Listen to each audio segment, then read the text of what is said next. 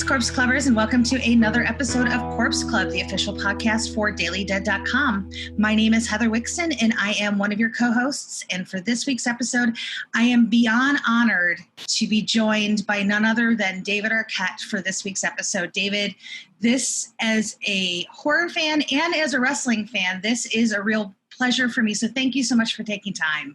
I love it. Thank you, Heather. You're very, very welcome.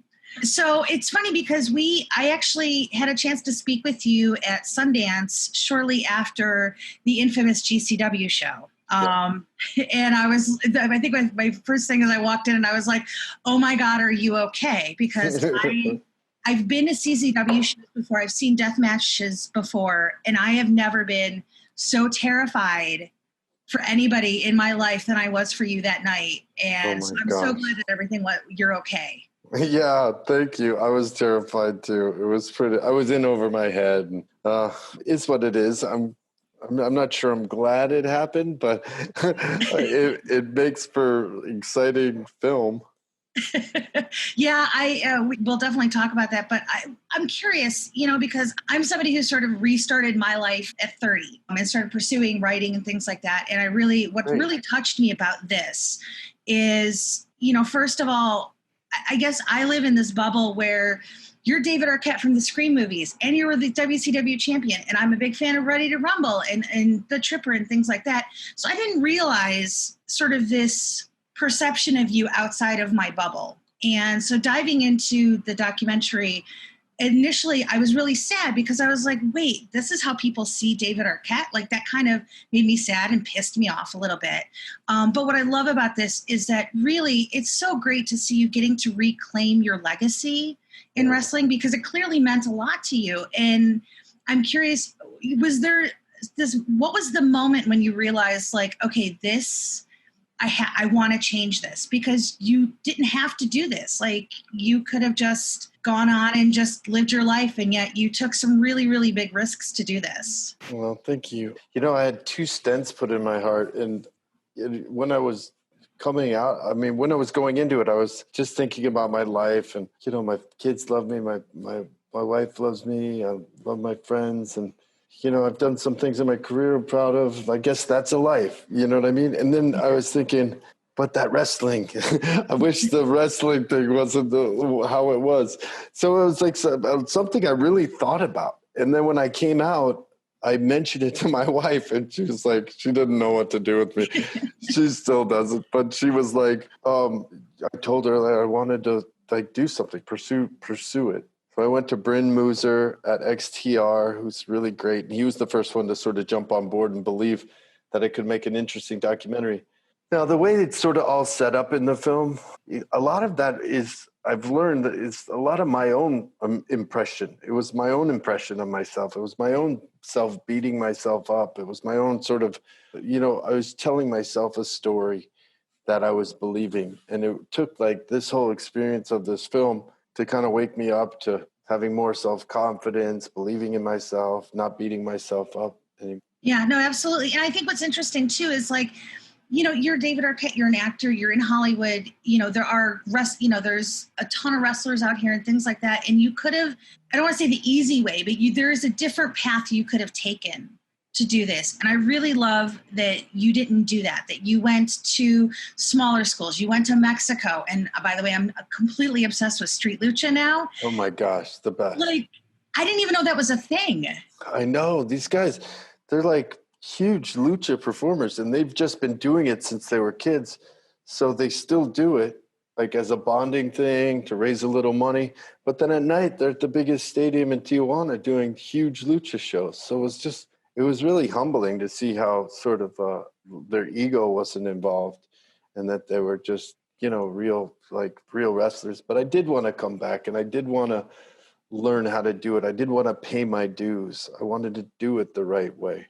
Yeah, and because I know, obviously the documentary covers, over the course of a good amount of time, but how long did it take you to kind of go from that moment of, okay, I want to do this, to ultimately, showing up regularly at shows here in the States and things like that? How long was that journey for you then? Well, the training, the whole thing, it's been a couple years. So the whole training of it, I just started slowly. I started with DDPY, his yoga technique to help start losing the weight. He's really inspirational. It really helped get me on the right track, get me prepared for the ring. And then I just started training with Peter Avalon, an incredible wrestler and trainer. And then I started doing jujitsu too and boxing, and just to get in shape, get my breath up. And then I went to Tijuana, and that really sort of clicked there. That took a different turn because they taught me the Hurricanrana. They taught me a bunch of these things that, just little aspects of wrestling that I wasn't aware of before. Yeah. I got really excited when you did the Hurricanrana because I was like, I could see it in your face and you're like, oh my God, these guys are going to throw me out of the ring. And it was a really nice moment because I wanted that so badly for you. Mm-hmm. And I was like, oh my God. Cause my boyfriend and I, we both are wrestling nerds. So we were watching it together and we were just like, as soon as you did it, we paused it. We're like, he did it. Cause we were both joking, there's no way we could do it. We couldn't get our legs up or anything like that. So that must've felt really awesome. It did. It felt awesome. And, they're just such incredible wrestlers. Whenever you work with a really talented, experienced wrestler, it just makes it all better. They make you look better. So it was a fun experience. I'm just indebted to them. Really, going down to Tijuana really kind of even made me love wrestling that much more. There's a Mome museum down there. This lucha museum that is so incredibly beautiful. If you ever go to Tijuana, you got to see it. Excellent. When you were down there, there's a moment in there that made you very emotional and actually made me very emotional is when you got the mask. Yeah. And, for as much as the wisdom is good to get and the practice is good to have and being able to go and perform in front of audiences there, on a personal level, how much did that mean to you? Because it really was one of those moments where I was like, okay, I'm actually crying now watching this documentary, but it just felt like such a really beautiful moment. It was a beautiful moment. I mean, Ilframundo Jr. was one of the guy who gave it to me. But Mr. Maldito was the one who gave me his mask at the end. And that's really what touched me. I was like, we had bonded with these guys. We'd spend, a few days with them, and we'd been training all the time. And just to get to know them, they're just the sweetest guys. They're all heart. I just can't say enough about them. And they're just really generous with their time. And, it was amazing to be part of a 8-man lucha match was always something that I was like, oh, that's incredible. I've seen them and I love watching as a fan, but then to be involved and it was sort of my first match really ever, because it was the first match that I had trained for and, was a part of. And it was a really great feeling to accomplish that. That's so awesome. I want to talk about, because you mentioned it's your first real match. And what's funny is because I remember when you came into WCW, I was more in the WWE or WWF fandom at that point. But then I heard that you'd won the championship and I was like, wait, what's going on? So I used to go watch wrestling at my cousin's. So we would I'd be like, okay, we have to flip back and forth now so we can find out what's going on. And again, it didn't really click with me that people were so mad about it, because I don't know if I've been able to make sense of the business of it, where I was like, well, of course, there's a movie to promote. You're a star. You're coming off a successful franchise. Well, duh, of course Eric Bischoff is going to want to use you and sort of utilize that potential to, draw numbers, draw headlines and things. Was it nice to get him in there to sort of give that perspective? Because I don't think a lot of fans, putting the blame on you, it shouldn't have ever been there. That's a booking decision. That's a company decision. Yeah. And what are you going to do? If somebody's like, here's the keys to the kingdom, are you supposed to turn your back? That doesn't You are, by the way, you're supposed to turn your back. I didn't know that. I did say it was a terrible idea, but it was really Vince Russo that was running the company at that point. He'd seen me going around with a little toy belt and getting all the wrestlers to sign it. And he was like, oh, wow, he's really a fan. So that was where the germ of the idea came from, to make sort of me a champion because I loved wrestling and all that. But I don't think any of us knew like how much it would blow up and that it would last 20 years of people getting really upset about it. And that I'd be like, you know, partially the reason why WCW ended. But, you know, I think through this whole thing, it was a lot. I was just holding on to stuff and you know, I always tend to beat myself up anyway. So to then go through it all, you know, there's something really self-destructive about, especially death matches. You're kind of doing this thing, you know, you're really putting your body on the line, but it's really kind of self-abusive in a way. And it's a weird thing. But so once I sort of figured out that why am I beating myself up so much and why am I doing all this, that it made it a lot easier just to not take all the criticism personally, not really care about it anymore on a deep level. Because when you're telling yourself that and you're stupid and you're not good enough and all this, and then you read it, it's like, you see, it like confirms some false thing that you're telling yourself. So once you can kind of put that all in perspective, it's like, oh, okay, I don't need any of that. Yeah, if there's anything that being sort of an online journalist has taught me, don't read the comments. Yeah. Never read what anybody writes about you. I think I've come to learn that, you know, horror fans are notoriously hard to please.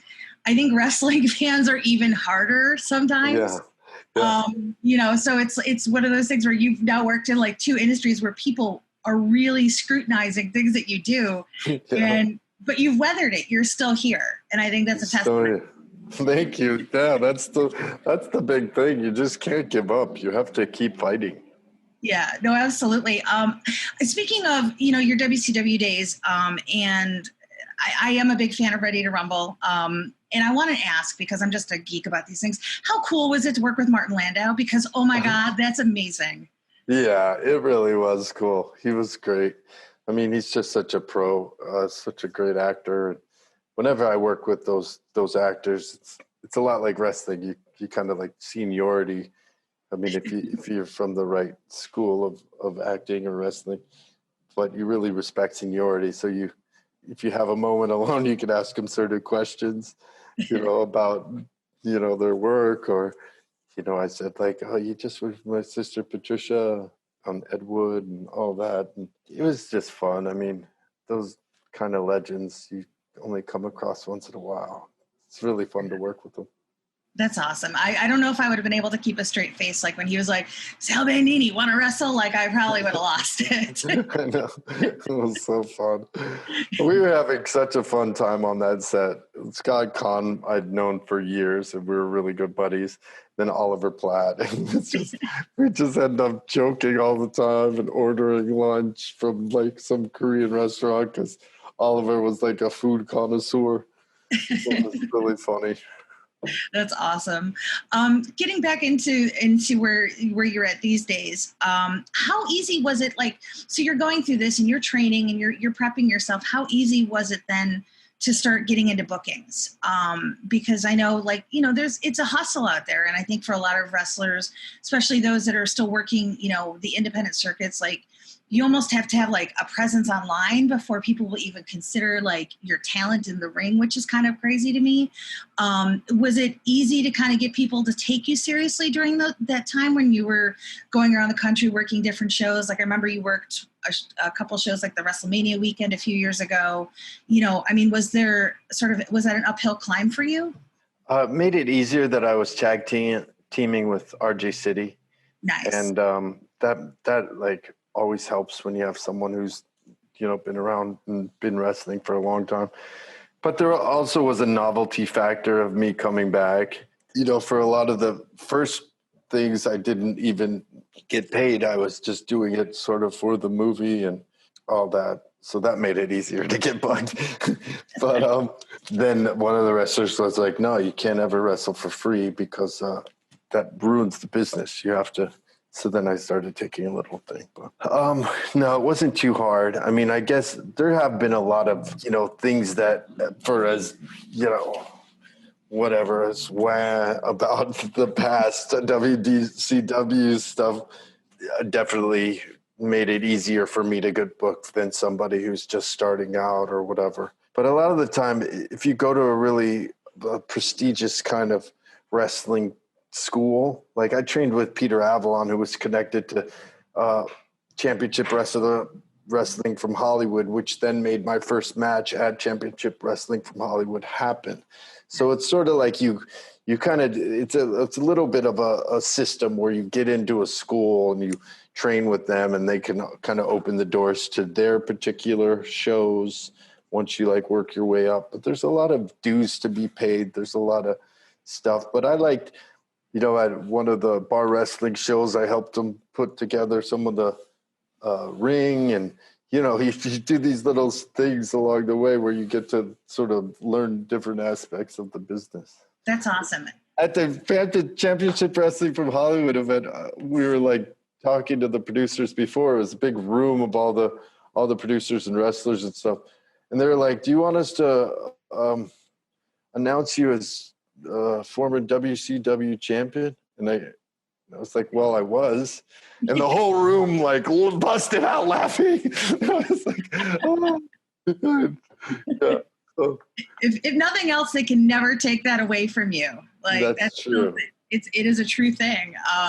No, I'm really glad you mentioned Peter Avalon, because it's great, because I know he's in AEW now as a librarian, and I wish he was getting a little more TV time. I know he's been doing dark stuff, but I'm just curious. I'm sure those wrestling fans have wondered, like, has it ever thought, like, there's quite a few people that are, it's a good place to be, with AEW. Have you thought AEW is amazing. Yeah, I love all the wrestlers there. Jungle Boy is just doing incredible stuff there. Yes. I wanted to wrestle Cody for in the movie, but it was all during the AEW formation. Okay. And we were lucky enough to get Mr. Ken Anderson. But yeah, it was that was sort of who I was. I always pictured it as like his dad had the belt. I disrespected the belt. There'd be a way for us to me to prove myself, him to stand up for his dad. I just think it's a good story to tell. But it never happened. I mean, I don't know if I'll ever wrestle. It's weird. Wrestling is also something that when you love it and you're part of it and you've been part of it, there is something you love. But there's also something I really hate about it. I hate about going out and doing it. I get feel sick to my stomach. I doubt myself. I'm like, ugh.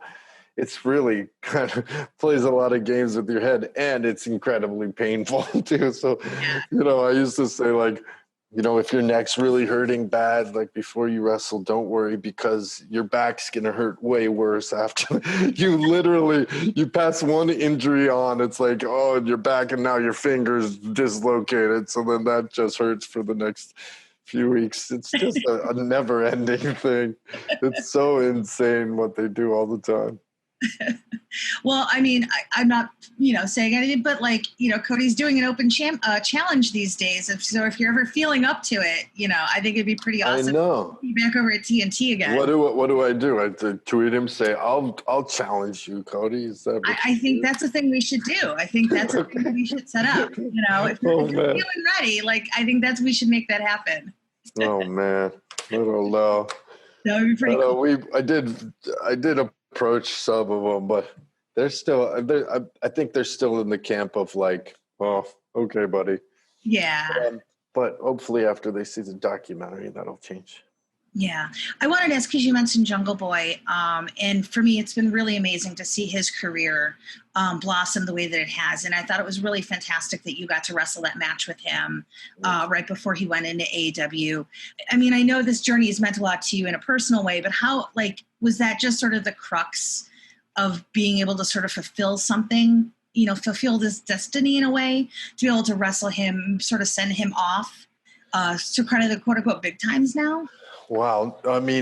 I was really lucky throughout this whole thing to be wrestling alongside people that are all now going, it was really interesting when you're in the indie circuit, some of these guys are going to get picked up and they're going to take off. So as far as he goes, he's been working at it so long, and I was just, lucky enough to share a ring with him because he's the one with all the seniority and all the talent. And it was just a lot of fun too. It's just thinking of his father, just all that we'd kind of gone through that year. He's such a solid kid, though. I mean, he's never smoked, he never drinks. He's like a movie star. The kid, he's super tough, but he's not egotistical about it at all. And it's just, I'm really excited to see what he does beyond wrestling, because I think he's just got such a career ahead of him. Yeah, I will say that is sort of the second time that I cried during the documentary, just because I was a big fan of Luke's as well. Yeah. Seeing you guys in Buffy together. And of course I grew up on 90210. And then when I realized like it was his son, getting out there and hearing that for early on in his career, like Luke was at a lot of his shows, like backstage like that, to me, I was just like sort of seeing that come full circle. Like that filled me with a lot of emotion. Yeah, I said to Luke, I was like, how is it like watching him when he wrestles? He says, it's terrifying. It's my child. You know what I mean? I'm like, oh, it's like it was really hard for him to watch. I know we're getting close on our time, but one quick question I want to ask before I wrap up, because I am a big Scream nerd. Everybody who knows me, I've literally been screaming from the rooftops about how everybody misjudged Scream 4 in 2011. So I always say movies take about, like Wes's movies always take about 10 years to catch up. So next year, everybody is going to declare it like one of the greatest horror movies, and I'm ready for it because I've been saying it at the beginning. But it's got to feel bittersweet to come back for 5. And I know there's not much you can say about it, but how does it feel for you to be able to come back into this and do something that is ultimately going to honor the legacy of Wes and the stories he was telling? Well, I talked to the directors, and they were huge Wes fans. I mean, he's been a huge inspiration for them their whole career. So they have their hearts in the right place, that they want to do something that he'd be proud of, that it would, honor why they love horror films as well. And then the fact that Courtney's coming back, and hopefully Nev comes back as well. I don't know. There's something healing about that for us to be able to carry on what these films that he's done and just keep telling stories. I mean, he was an incredible storyteller, but beyond that, he was just one of the greatest humans that I'd ever met in my life. He was so supportive. He was incredibly smart, soft-spoken. He was a bird watcher, which is so funny to learn. He loved music and was really supportive of when I first directed a film. He gave me a ton of advice. I had a band during Scream 2, or that he let us be on the album for the soundtrack, and he's just really supportive, and I miss him a lot. And it'll be hard, and it'll be we'll think about him a lot. But it'll also feel good just to sort of be back in his world that he created. When you grow up and you love people, as a fan, deaths, they hit you. But Wes is one of those deaths that I still get kind of emotional over, because I just so much of my childhood and my adulthood, and I miss that talent being out there. I know, me too. I know. I wish there was a documentary about him, an in-depth one.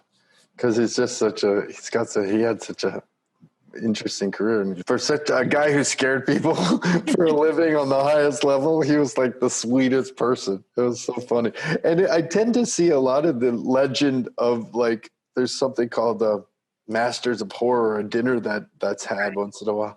And all of these guys who are the biggest directors in horror films ever are the nicest people, soft-spoken and really great manners and not judgmental, and just kind of I think they get all of their darkness out in this filmmaking. Yeah, no, absolutely. They are. It is funny because everybody thinks horror fans are the weird, creepy people, and we're actually some of the nicest people you'll ever meet. So yeah, totally. I always feel that way. I love going to horror conventions.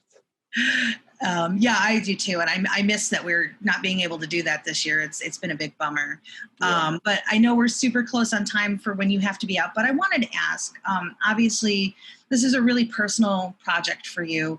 You put yourself out there in ways that I wasn't expecting. And it's just really, I think for anybody who's ever doubted themselves, who ever felt less, than they thought they were, and were able to sort of come back and sort of take that power back, which I think you really do here. What is the thing that you sort of learned about yourself through this whole process that maybe you didn't realize going into it, in terms of just what, this was going to mean to you once you sort of hit that finish line? It was really to love myself, to honestly love myself. It's just such an important thing. All of these things you're telling yourself all the time, but just to, whenever you go down those rabbit holes, to fill it in with, I love myself, you're actually creating a neural pathway that can be stronger than the negativity that you're feeding yourself. So you feed yourself positivity, but also that I'm a champion. And then my philosophy is that you're a champion. You're the champion of your world. I'm the champion of mine. And we're all champions. So the whole thought that, he's not good enough to be a champion is bullshit, because I am a champion. And so is everyone. It's like Muhammad Ali said, I am the greatest. I think he was talking to all of us for us to say, I am the greatest, because it's important that we have that sort of self-love and the positivity and the strength and the confidence that it takes to just get through this crazy world. Because if you beat yourself up, there's a whole world that'll beat yourself up out there. But if you start standing up for yourself and believing in yourself, you can do whatever you want. Absolutely. Well, I think that is a beautiful note to end on. David, it has been an absolute pleasure today. This was so much fun, and I really appreciate you chatting and really just seeing what you were able to do. It was so inspiring, and it was so wonderful. Mm-hmm. And I'm really glad that you were able to not only do that for your fans, but do that for yourself, because it clearly meant a lot. Thanks, Heather. And I hope you enjoy Spree, which comes out Friday, which is a really cool film. I just also recently watched 12-Hour Shift, which I know you produced as well. Yes. I love Bria, so I was really excited. And I was not only getting to see you, but getting to see Mick Foley with his shiny shirt. The best. The best. Oh, so it's fantastic to see you out there and keeping busy. So really, congratulations on everything. It's awesome. Thank you so much, Heather. You too. You're welcome. And thank you, and have a great day. And that will wrap up another episode of Corpse Club. A huge thank you to David Arquette once again for chatting with us this week. For those of you listening, you can catch You Cannot Kill David Arquette at drive-in theaters beginning this weekend, starting on Friday, August 21st. And it'll also be heading to VOD on Friday, August 28th. The film also premieres this week over at Fantasia, so if you have a pass for that, be sure to check it out there as well. For those of you who support Corpse Club, we thank you as always. For all your daily news, reviews, and interviews, be sure to check out dailydead.com. A huge thank you to our engineer Brian for making us sound awesome as always. And until next time, everybody, stay scary.